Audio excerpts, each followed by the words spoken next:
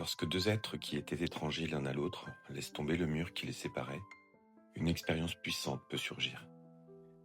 Ils se sentent proches, unifiés, comme si la distance avait disparu. Ce moment d'unité est profondément vivifiant. Il l'est encore davantage pour celles et ceux qui ont longtemps vécu seuls, isolés, privés d'amour. Mais cette fusion soudaine, aussi intense soit-elle, n'est pas l'amour durable. Elle est souvent portée par l'attirance, par le désir d'échapper à la solitude, par le besoin d'être enfin reconnu. Et lorsque cette intensité retombe, beaucoup croient que l'amour s'est éteint, alors que ce qui disparaît, c'est surtout l'illusion d'unité totale. Aimer sans se perdre commence par cette lucidité. L'intensité n'est pas à la mesure de l'amour. Elle révèle parfois, au contraire, la profondeur du manque antérieur. L'amour véritable ne cherche pas à abolir la distance en se confondant avec l'autre. Il cherche une union qui respecte la séparation. Car l'amour n'est pas un état passif dans lequel on tombe. Il est une action, une pratique consciente.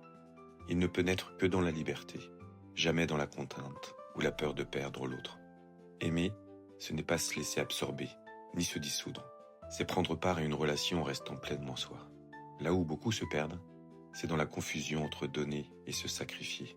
Donner n'est pas abandonner quelque chose de soi, ni se priver, ni renoncer à ses limites.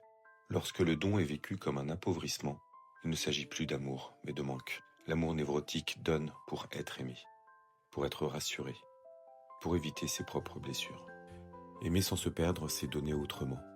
C'est donner depuis l'abondance intérieure. Ce que l'on donne alors, ce n'est pas sa soumission, ni son effacement, mais ce qui est vivant en soi. Sa présence, sa joie, son attention, sa compréhension, et parfois même sa vulnérabilité. Dans ce don-là, personne ne disparaît. Donner ainsi est une joie. Non parce que l'on se prive, mais parce qu'on se sent vivant. Le don juste enrichit l'autre sans nous diminuer. Il augmente le sentiment de vitalité des deux côtés. Il n'est pas fait dans l'attente d'un retour, car le fait même de donner est déjà une expérience de plénitude.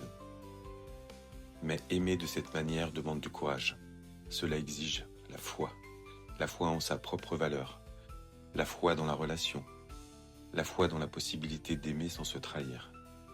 Cela implique d'accepter le risque de la déception, de la frustration, parfois de la perte, sans pour autant se renier.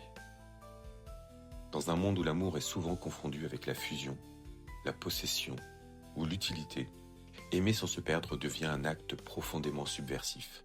C'est choisir